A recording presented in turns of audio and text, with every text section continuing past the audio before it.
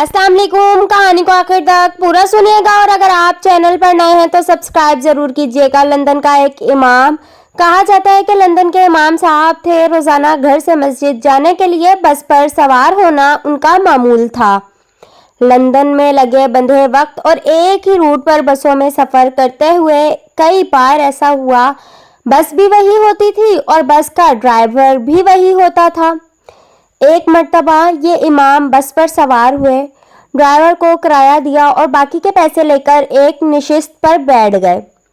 Driver के दिए हुए बाकी के पैसे जेब में डालने से कबल देखे तो पता चला कि 20 पिंस ज्यादा आ गए हैं।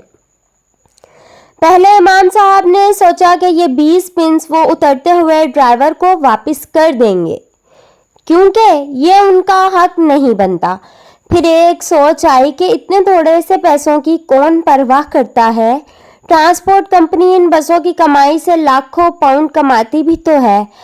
इन थोड़े से पैसों से उनकी कमाई में भला क्या फर्क पड़ेगा। मैं इन पैसों को अल्लाह की तरफ से इनाम समझकर जेब में डालता हूँ और चुप ही रहता हूँ। इसी कश्मकश में कि वापस करूँ या ना करूँ, इमाम साहब का स्टॉप आ गया।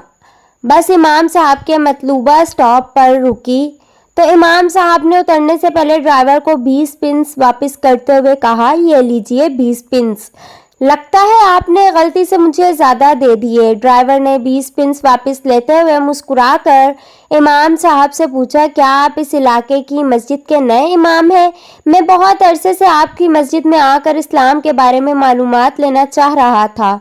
ये 20 पिंस मैंने जानबूझकर आपको ज़्यादा दिए थे ताकि आपका इस मामूली रकम के बारे में रवैया परख सकूं। इमाम साहब जैसे ही बस से नीचे उतरे, उन्हें ऐसे लगा जैसे उनकी टांगों से जान निकल गई है। गिरने से बचने के लिए एक बिजली के पोल का सहारा लिया, आसमान की तरफ मुंह उठाकर रोते हुए दुआ की, या अल्लाह मुझे माफ़ कर देना, मैं अभी इस्लाम को 20 पिंस में बेचने लगा था। याद रखिए, बाज़ औक़ात लोग सिर्फ कुरान पाक पढ़कर इस्लाम के बारे में जानते हैं या गैर मुस्लिम हम मुसलमानों को देखकर इस्लाम का तसव्वुर बांधते हैं। प्यारे दोस्तों, कोशिश करें कि कहीं कोई हमारे शख्सी और इनफरादी रवैये को इस्लाम की तस्वीर और तमाम मुसलमानों की मिसाल न बना ले। अगर हम किसी को मुसलमान नहीं कर सकते तो कम से कम अपनी किसी हरकत की वजह से उसे इस्लाम से